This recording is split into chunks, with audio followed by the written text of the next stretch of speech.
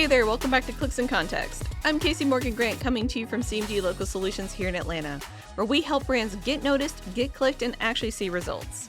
So I just got back from Inbound 2025 in San Francisco. I had an absolute blast out there. I ate some awesome food, I saw some cute sea lions, and I picked up on some top tier marketing insights as well.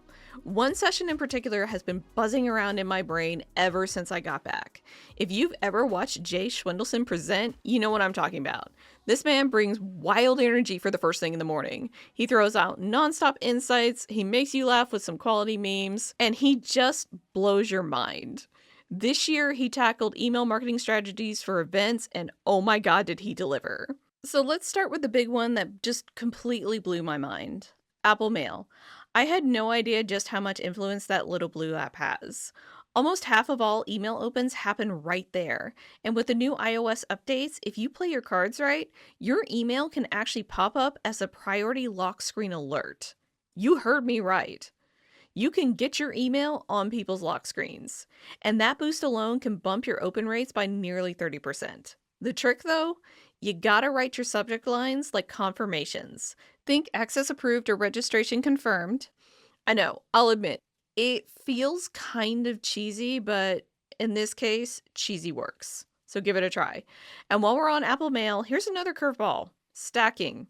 Basically, when someone opens one of your emails, Apple now shows all the other emails you've sent them before right underneath it. That means even the stuff that you sent months ago is getting fresh clicks. The catch is, if your old landing pages are broken or you've taken them down or they're just not functional anymore, you're throwing away free traffic essentially. It's like people are knocking on your door months later and you forgot to leave the lights on. So put the lights on. Now, something else that Jay said that really stuck with me was the whole work email only thing. I'll admit, and I will agree with him on this, it's dead. It's completely dead. Guys, we gotta stop doing this. For years, we all thought it was the smart move, right? We get people's work emails, that's how we find them, it'll be wonderful.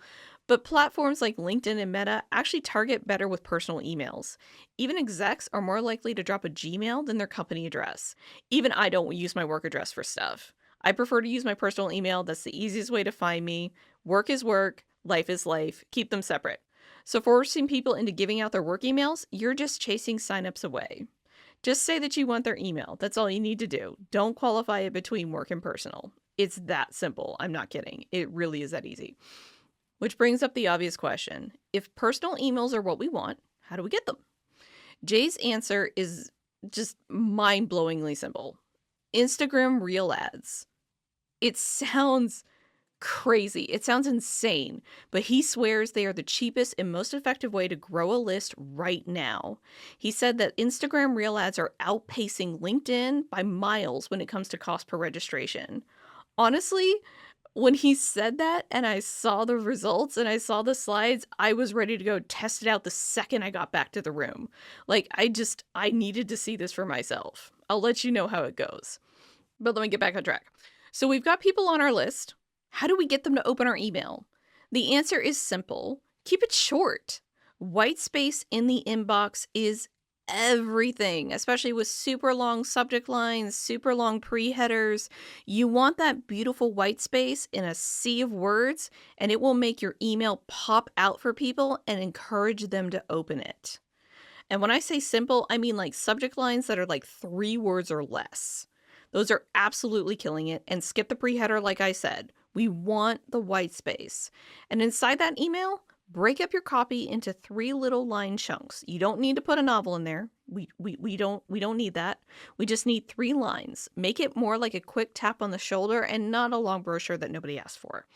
And while you're doing that, while you're having fun with all of that, here's another fun thing you can do. Reverse psychology.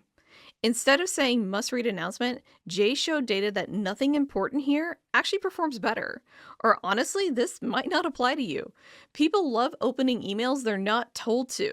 It's like when your mom says you can't have cookies before dinner. Well, of course you're going to eat cookies before dinner because why not? It makes total sense, right? Because, we all want something we can't have. Well, the same rule applies to email. If we're told, hey, this doesn't work for you, I want to see if it does, right? Because you don't know. You never know. And that's how you can get people to open your emails. Oh, and the word webinar? Forget it. He basically said it's poison. If you swap out the word webinar for like live event or digital workshop, registrations are going to jump by 20% or more. It's the same exact content, the same exact meaning, it's just a fresher name. And another little tweak that works wonders is in your buttons. Instead of the cold commands like submit or register now, try first person CTAs like, yeah, I want in, or save my spot. That tiny little shift makes it feel like the reader is choosing to take the action and not being told what to do. Of course, we couldn't leave without touching on AI. Jay made a great point about AI fatigue. People are catching on to the AI. They're realizing that we're all using it because they're catching on to the sameness of words like unlock or discover. And because of that, it's beginning to feel generic now because AI spits out the same thing or the same type of thing pretty much constantly. Even overusing em dashes or certain emojis like the gear emoji can make your email feel robotic. His advice, use AI as a helper and not as your ghostwriter. You always want to add your own tone and your own voice to your email, so make sure you do that. And if you've been leaning hard on personalization, there's a new spin on that too. Instead of hi, first name here, try framing your email as made for you, like this workshop was made for your team. No data merge required, but open rates jump by 15%. And the last reminder that Jay left us with was watch your timing. Between October and mid-December, opt-ins spike because people are planning for the new year, but unsubscribes spike too because inboxes are being cleared out. People don't want to get all these emails, so they're going to unsubscribe to a bunch of stuff. Don't panic if you see both happening at once. It's seasonal, it's not personal, it's totally normal. Just go with the flow on this one. And there were plenty of other little nuggets too, like negative emojis that actually outperform positive ones in subject lines, plain letter style emails that can lift click-throughs by nearly 30%.